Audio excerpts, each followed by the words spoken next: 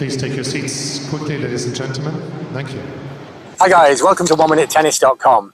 In today's session, I want to talk to you about topspin and timing. What a beautifully timed ball. I'm going to explain why it is in a moment. Now, one of the biggest problems that I see at recreational level, even at the highest end of recreational play, is the players slowing the racket down as soon as the point becomes important. You see them working so hard on beautiful flowing strokes, and then when the point is big and it's important, you get these slow, careful, pushed strokes. Now, clearly, players will reach a higher level and play to their true potential, which is all we can ever want in life, if they kept the racket speed and kept the spin on the ball. But the problem is, it's not just the racket speed, it's that the swing paths tend to become flatter and straighter. So I suggest that we try a little trick that Roger Federer does in a slightly different way. You see, a few years ago, Federer was talking about how he kept the ball under control, under pressure.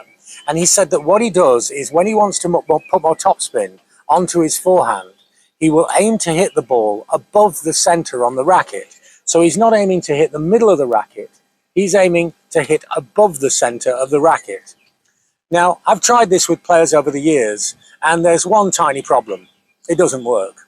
But then I realized that they don't have, and we don't have, I don't have, the timing of Federer.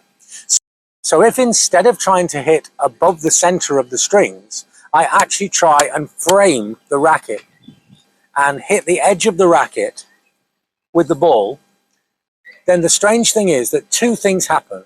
One is I don't have good enough timing to hit the frame of the racket when I'm in a rally. Bouncing the ball to myself, it's easy. But in a rally, what I do is I actually skim the ball with the strings and miss the frame.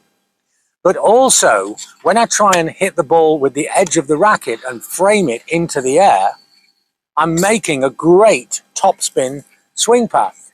And so by trying to miss the strings and hit the frame, I actually get a very, very clean and powerful topspin forehand.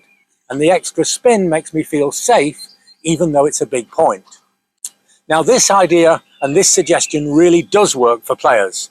But then I had a player came to me a little while ago and they said, Steve, the thing is now, this is working, but I'm timing it better. And I actually am touching the frame sometimes. So the answer is very simple then. Stage 2 is move to Roger Federer's trick and simply try and hit above the center of the middle of the racket. So we begin by trying to hit the frame. It means we keep racket speed and we get that great topspin swing path instead of becoming pushy and slow and careful.